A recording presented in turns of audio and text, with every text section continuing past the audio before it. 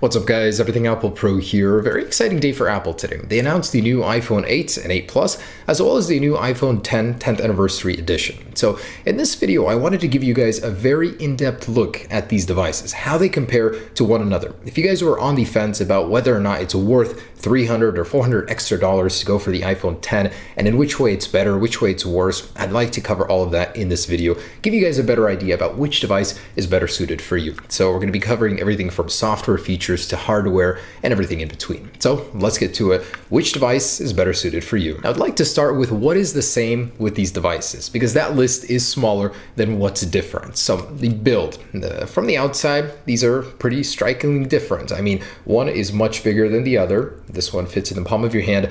This one doesn't. I mean, not so comfortably anyways to use with one hand. This is definitely a one-handed operational device, more or less so than the iPhone Plus series. I mean, this is pretty close in size to the iPhone 8 now. They both feature a very similar design with glass on the front and back, and the actual type of glass is the same on both the iPhone 10 and the iPhone 8 and 8 Plus series, as it is 50% harder than the standard glass on the iPhone 7 and 7 Plus. So that's good in terms of durability. As far as displays go, these guys do have the same technologies when it comes to displays in terms of True Tone, so they will both adjust the ambience of the display to the current color temperature in the room, giving it a more even look. Also, they are both capable of the same brightness. So even though this one is an organic LED display, it is still capable of about 625 nits, the same as the iPhone 8 and 8 Plus. And I was actually wrong about this in my original video. Both of these devices are still using IP67 water resistance. So that means 3 feet for 30 minutes, not longer. I said IP68, and that is just not true. So both are splash resistant,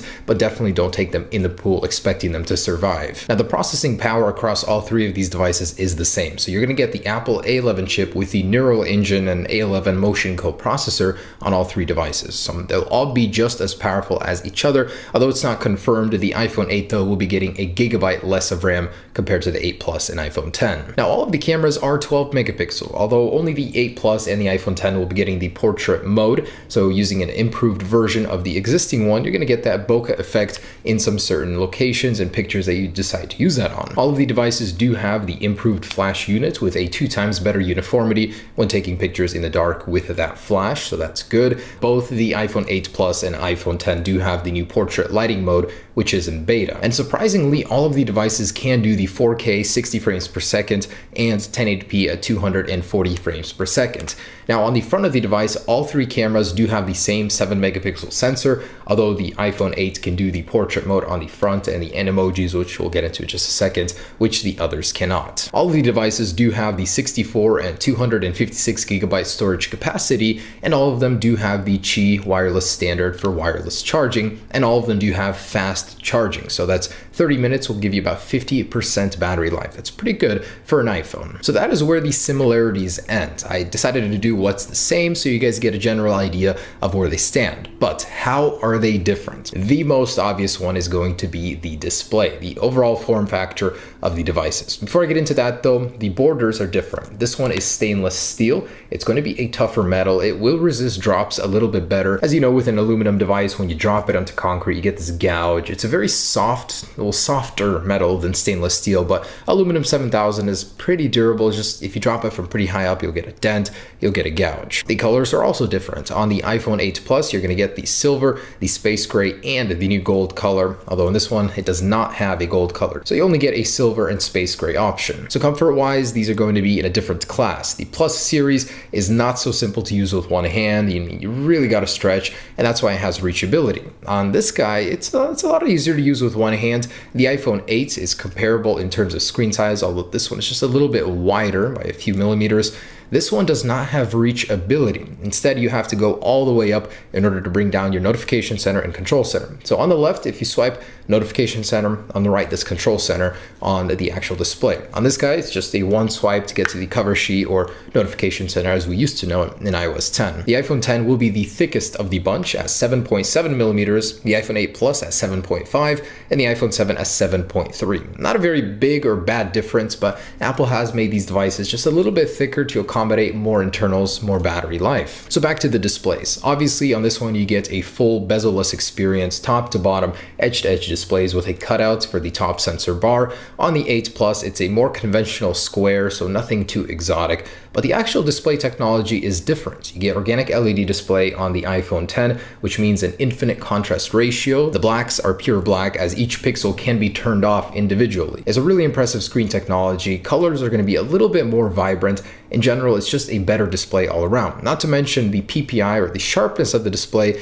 is considerably better. You've got a 458 pixels per inch density on the 10, a 401 on the 8 Plus, and a 326 on the standard iPhone 8. So front-facing cameras, both are 7 megapixels, although this one is a Face ID capable device, meaning it can scan your face, a 3D map model of your face can be made, and you can do different things with them, such as unlock your phone with Face ID, pay for certain things with Face ID, or even do animojis, a new cool little fun trick that the iPhone 10 has. Animate your own emojis using your face. This guy is not capable of that. That means it will not be getting portrait mode either, in order to take those cool portrait mode effects using your face. Now, as far as cameras go, the iPhone 8 Plus, iPhone 8, and iPhone 10 all share 12 megapixel sensors, but between the 8 Plus and the iPhone 10, there are several key differences. For one, this thing has a lower aperture on its telephoto zoom lens. That means you're going to get a better picture, better quality in low light. This one also does have dual optical image stabilized sensors. That means as soon as you zoom in a video or a photo,